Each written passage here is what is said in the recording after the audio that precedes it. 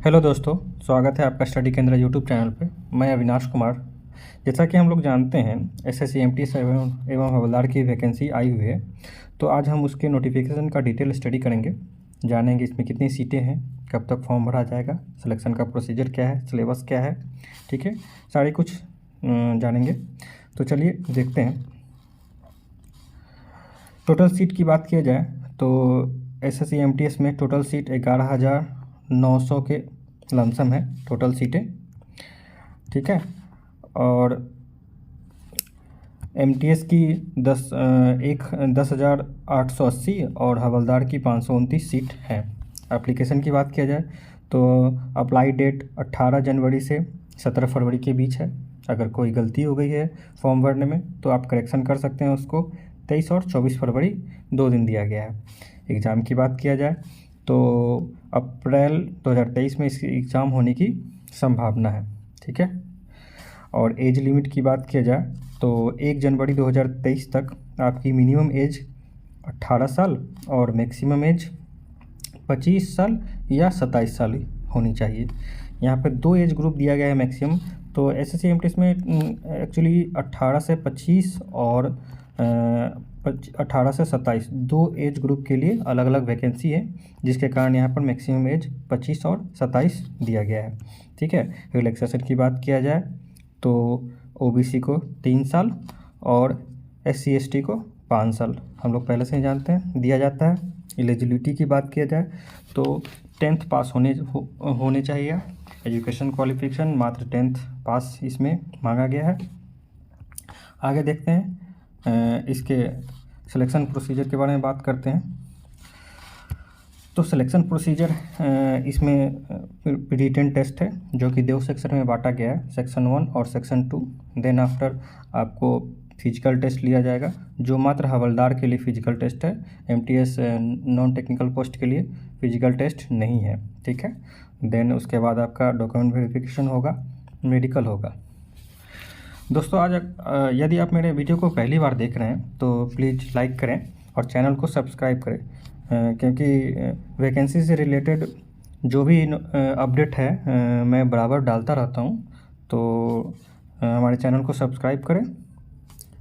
चलिए आगे देखते हैं। इसके सिलेबस के बारे में बात करते हैं। तो एसएससी एमटीएस का सिलेबस को 2 सेक्शन में बांटा गया है, ठीक है। First section only qualifying nature का, ओनली क्वालिफाइंग नेचर, और जिसमें 2 पार्ट में बांटा गया है। फर्स्ट पार्ट में मैथ है और सेकंड पार्ट में रीजनिंग है। मैथ के 20 क्वेश्चन रहेंगे जो 60 मार्क्स के होंगे और प्रत्येक क्वेश्चन के लिए 3 मार्क्स रखा गया है। रीजनिंग के लिए भी 20 क्वेश्चन है और 60 मार्क्स के हैं। तो टोटल फर्स्ट सेक्शन में 40 क्वेश्चन है जो 120 पर क्वेश्चन 3 मार्क्स, 120 मार्क्स के टोटल हैं। और ड्यूरेशन की बात किया जाए तो इसमें 45 मिनट दिया गया है। और first section 1 only qualifying nature का है और नो निगेटिव मार्क्स है, मतलब पहले सेक्शन में निगेटिव मार्किंग नहीं है, ठीक है। सेक्शन 2 की बात किया जाए तो सेक्शन 2 में फर्स्ट पार्ट में जीके जीएस है जो कि 25 क्वेश्चन है और 75 मार्क्स रखे गए हैं, पर क्वेश्चन 3 मार्क्स। और इंग्लिश दूसरे पार्ट में 25 क्वेश्चन रहेंगे, पर क्वेश्चन 3 मार्क्स, 75 मार्क्स टोटल है। तो सेक्शन 2 टोटल 150 मार्क्स के हैं। और ड्यूरेशन की बात किया जाए तो इसमें 45 मिनट दिया गया है। और सेक्शन 2 में निगेटिव मार्किंग है, ठीक है। प्रत्येक क्वेश्चन के लिए आपको 1 मार्क्स काटा जाएगा अगर निगेटिव गलती आप करते हैं तो, ठीक है। और सेकेंड पार्ट से ही सेक्शन 2 से ही आपका फाइनल मेरिट भी बनेगा। Final merit based on second part, मतलब सेक्शन 1 ओनली क्वालिफाइंग नेचर का, सेक्शन 2 से आपका मेरिट बनेगा। सेक्शन 1 में निगेटिव मार्किंग नहीं है और सेक्शन 2 में निगेटिव मार्किंग है आपकी, तो ये चीज़ ध्यान में रखना है, ठीक है। आगे बात करते हैं। इसकी सैलरी की बात किया जाए तो salary according to the 7th पे कमीशन पे ग्रेड 1800 में ये वैकेंसी आती है। और बेसिक पे इसका 18,000 से 22,000 के बीच होता है, जिसमें अलाउंस भी जोड़ा जाता है, हाउस रेंट, ट्रांसपोर्टेशन अलाउंस वगैरह, ठीक है। हाउस रेंट अलग अलग शहरों के लिए अलग अलग होता है। फिर आपको नेट पे की बात किया जाए तो 25,000 से 30,000 के बीच मिलता है। ये नेट पे इसके बीच में डिफरेंस इसलिए है क्योंकि बड़े शहरों में हाउस रेंट 24% और थोड़ा छोटे शहरों में 18% और फिर 9% दिया जाता है। तो हाउस रेंट वगैरह के कारण मतलब अलाउंस में अंतर के कारण आपकी सैलरी 25,000 से 30,000 के बीच में वैरी करती है।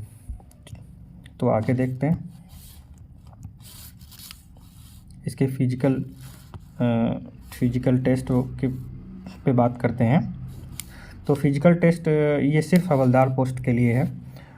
फिजिकल टेस्ट वनली हवलदार पोस्ट के लिए, जिसमें मेल पुरुष वर्ग को वॉकिंग चलना पड़ेगा 1600 मीटर 15 मिनट में।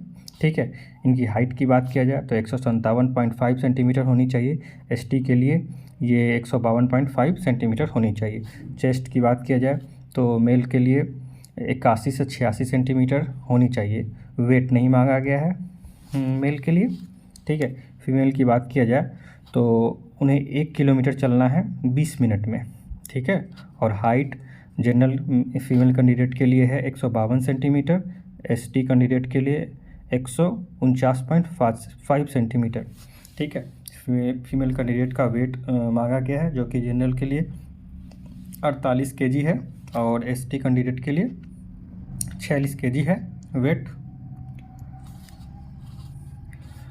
मिनिमम क्वालिफाइंग नंबर की बात किया जाए तो मिनिमम क्वालिफाइंग फॉर सेक्शन 1 और सेक्शन 2 की बात किया जाए तो मिनिमम क्वालिफाइंग परसेंटेज की बात किया जाए तो जनरल कैंडिडेट को 30% लाना पड़ेगा, ओबीसी के लिए 25%, ईडब्ल्यूएस के लिए 25% और अदर एससी एसटी के लिए 20% मिनिमम नंबर लाने पड़ेंगे क्वालिफाइंग करने के लिए सेक्शन 1 या सेक्शन 2। तो सेक्शन 1 की बात किया जाए तो 120 मार्क्स के हैं ये और इसमें जनरल कैंडिडेट को 30% मार्क्स लाने पड़ेंगे। तो अगर आप 36 मार्क्स लाते हैं तो सेक्शन 1 क्वालिफाई कर जाइएगा। तो ये चीज़ ध्यान में रखनी है। तो इतना ही एसएससी एमटीएस के नोटिफिकेशन में है। बाकी आप लास्ट समय का इंतज़ार ना करें, समय पर फॉर्म भर लें क्योंकि देखा गया है कि लास्ट में बहुत ज़्यादा रश हो जाती है और सर्वर है सो बहुत स्लो चलने लगती है, जिसके कारण फॉर्म भरने में डिले होती है या पेमेंट हो जाता है और पेमेंट शो नहीं करता है। तो ध्यान रखें, समय पर फॉर्म भर लें, 100% अपना दें, तैयारी करें। और चैनल पे पहली बार आए हैं तो सब्सक्राइब करें, लाइक करें क्योंकि वैकेंसी से रिलेटेड जो भी नोटिफिकेशन है उससे अपडेट रहने के लिए। धन्यवाद दोस्तों।